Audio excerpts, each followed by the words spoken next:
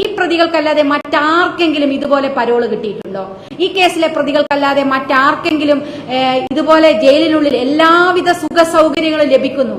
2014 അന്നത്തെ MLA K Radhakrishnan, ഇപ്പൊ മന്ത്രിയായി MP ആയിരുന്ന ആള് ഇവിടെ സബ്മിഷൻ അവതരിപ്പിക്കുന്നു നിയമസഭയിൽ 2014 ഈ പ്രതികൾക്ക് വേണ്ടിയിട്ട്. ജയിലിലേക്ക് കോടിയേരി ബാലകൃഷ്ണൻ, അബ്ദുൾ ഖാദർ, മൊയ്തീൻ ഉൾപ്പെടെയുള്ള AC മൊയ്തീൻ ഉൾപ്പെടെയുള്ള MLA മാർ ഒരു സംഘം ജയിലിലേക്ക് ഓടിപ്പോവുകയാണ് ഈ പ്രതികളെ ശിക്ഷിച്ചു എന്ന് പറഞ്ഞു. ഇവരുടെ ബന്ധുക്കളാണോ ഈ പ്രതികൾ? ഇവരുടെ മേൽ ഒരു തരി മണ്ണ് വീണാൽ ഇവർക്ക് എങ്ങനെയാണ് നോവുന്നത്?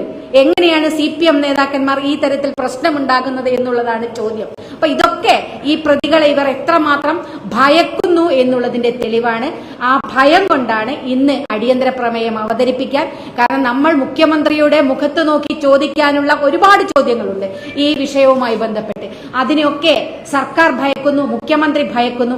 അതുകൊണ്ടാണ് മുഖ്യമന്ത്രി പറയാതെ സ്പീക്കർ പറഞ്ഞത്. അത് തന്നെ ഞങ്ങളോടുള്ള അവഹേളനമാണ്, സഭയോടുള്ള അവഹേളനമാണ്, ജനാധിപത്യ കേരളത്തോടുള്ള അവഹേളനമാണ് ഈ സർക്കാർ നടത്തിയത്. നമസ്കാരം. പിണറായി മന്ത്രിസഭയെ കടന്നാക്രമിച്ച് KK രമ MLA.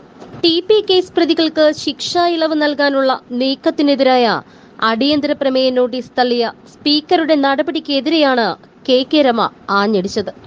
രൂക്ഷമായ പ്രതികരണമാണ് KK രമ CPM-നും മുഖ്യമന്ത്രി പിണറായി വിജയനുമെതിരെ നടത്തിയത്. പ്രതികളെ വിട്ടയക്കാൻ നീക്കമില്ല എന്ന് സഭയിൽ പറയേണ്ടത് മുഖ്യമന്ത്രിയാണ്, അല്ലാതെ സ്പീക്കർ അല്ല. മുഖ്യമന്ത്രിയുടെ മുഖത്ത് നോക്കി തനിക്ക് ഒരുപാട് ചോദ്യങ്ങൾ ചോദിക്കാനുണ്ടായിരുന്നുവെന്നും ചോദ്യങ്ങളെ ഭയമാണ് മുഖ്യമന്ത്രിക്ക് എന്നും KK രമ പറഞ്ഞു. ഞങ്ങൾ നിങ്ങളുടെ കൂടെ ഉണ്ട് എന്ന സന്ദേശമാണ് സർക്കാർ പ്രതികൾക്ക് നൽകുന്നത്. പ്രതികളെ CPM നേതൃത്വത്തിന് ഭയമാണ്. ഇത്രയധികം പരോൾ കിട്ടിയ മറ്റേത് പ്രതികളുണ്ട്? CPM നേതാക്കൾ പ്രതികളെ കാണാൻ ജയിലിലേക്ക് ഓടുകയാണ്. പ്രതികൾക്ക് ശിക്ഷാ ഇളവ് നൽകാൻ ഗൂഢാലോചനയുണ്ട് എന്നും KK രമ ആരോപിച്ചു. ഹൈക്കോടതി വിധിയെ വെല്ലുവിളിക്കുന്നതാണ് സർക്കാരിന്റെ നടപടി.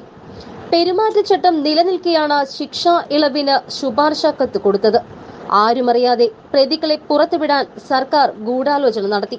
ക്രിമിനലുകളെ പ്രീതിപ്പെടുത്താനുള്ള നടപടിയാണ് നടന്നത് എന്നും KK രമ ആരോപിച്ചു. TP വധക്കേസ് പ്രതികൾക്ക് ശിക്ഷാ ഇളവ് നൽകാനുള്ള നീക്കം ചർച്ച ചെയ്യണമെന്നാവശ്യപ്പെട്ടുകൊണ്ട് പ്രതിപക്ഷം നൽകിയ അടിയന്തര പ്രമേയത്തിന് സ്പീക്കർ അനുമതി നൽകിയില്ല. ഇതേ തുടർന്ന് പ്രതിപക്ഷം നടുത്തളത്തിലിറങ്ങി പ്രതിഷേധിച്ചു. ദൃശ്യങ്ങളിലേക്ക് പറഞ്ഞു. ഇന്ന് നമ്മൾ അടിയന്തര പ്രമേയമായിട്ട് കൊണ്ടുവന്നത് 2-3 ദിവസമായി കേരളം ചർച്ച ചെയ്തുകൊണ്ടിരിക്കുന്ന ഒരു വിഷയമാണ്. TP കേസിൽ ഈ പ്രതികൾക്ക്, അതിൽ 3 പേർക്ക് വിട്ടയക്കാനുള്ള തീരുമാനം. ബഹുമാനപ്പെട്ട ഹൈക്കോടതി 27/2/24 വളരെ കൃത്യമായിട്ട് അപ്പീൽ വിധി പറഞ്ഞത് 20 വർഷത്തേക്ക് ഒരുവിധ റെമിഷൻസും പാടില്ല എന്ന്, അതുപോലെ തന്നെ ഇരട്ട ജീവപര്യന്തമാക്കുകയും ചെയ്തു.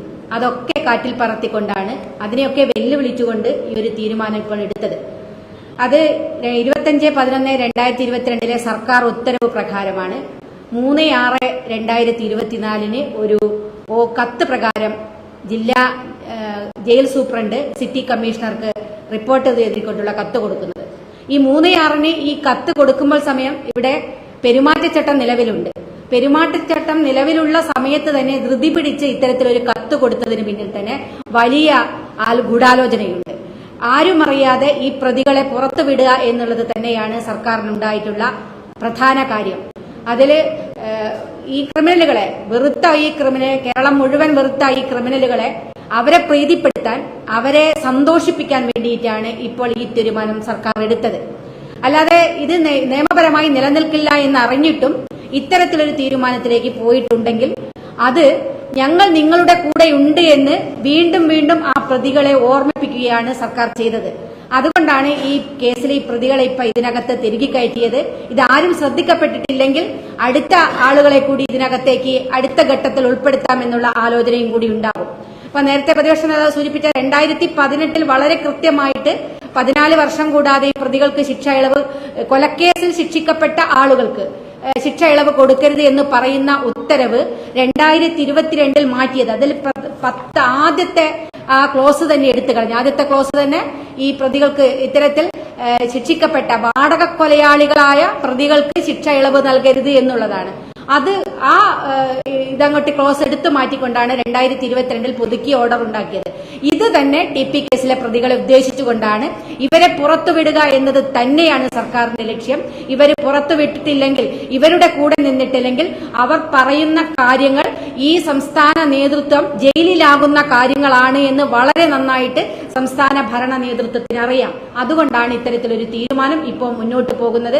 അതുകൊണ്ടാണ് വഴിവിട്ട മുഴുവൻ നീക്കങ്ങളും. ഈ പ്രതികൾക്കല്ലാതെ മറ്റാർക്കെങ്കിലും ഇതുപോലെ പരോള് കിട്ടിയിട്ടുണ്ടോ? ഈ കേസിലെ പ്രതികൾക്കല്ലാതെ മറ്റാർക്കെങ്കിലും ഇതുപോലെ ജയിലിനുള്ളിൽ എല്ലാവിധ സുഖ സൗകര്യങ്ങളും ലഭിക്കുന്നു? 2014 അന്നത്തെ MLA കെ രാധാകൃഷ്ണൻ, ഇപ്പൊ മന്ത്രിയായി MP ആയിരുന്ന ആള് ഇവിടെ സബ്മിഷൻ അവതരിപ്പിക്കുന്നു നിയമസഭയിൽ 2014 ഈ പ്രതികൾക്ക് വേണ്ടിയിട്ട്. ജയിലിലേക്ക് കോടിയേരി ബാലകൃഷ്ണൻ, അബ്ദുൾ ഖാദർ, മൊയ്തീൻ ഉൾപ്പെടെയുള്ള AC മൊയ്തീൻ ഉൾപ്പെടെയുള്ള MLA മാർ ഒരു സംഘം ജയിലിലേക്ക് ഓടിപ്പോവുകയാണ് ഈ പ്രതികളെ ശിക്ഷിച്ചു എന്ന് പറഞ്ഞു. ഇവരുടെ ബന്ധുക്കളാണോ ഈ പ്രതികൾ?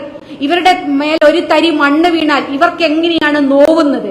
എങ്ങനെയാണ് CPM നേതാക്കന്മാർ ഈ തരത്തിൽ പ്രശ്നമുണ്ടാകുന്നത് എന്നുള്ളതാണ് ചോദ്യം. അപ്പൊ ഇതൊക്കെ ഈ പ്രതികളെ ഇവർ എത്രമാത്രം ഭയക്കുന്നു എന്നുള്ളതിന്റെ തെളിവാണ്. ആ ഭയം കൊണ്ടാണ് ഇന്ന് അടിയന്തര പ്രമേയം അവതരിപ്പിക്കാൻ.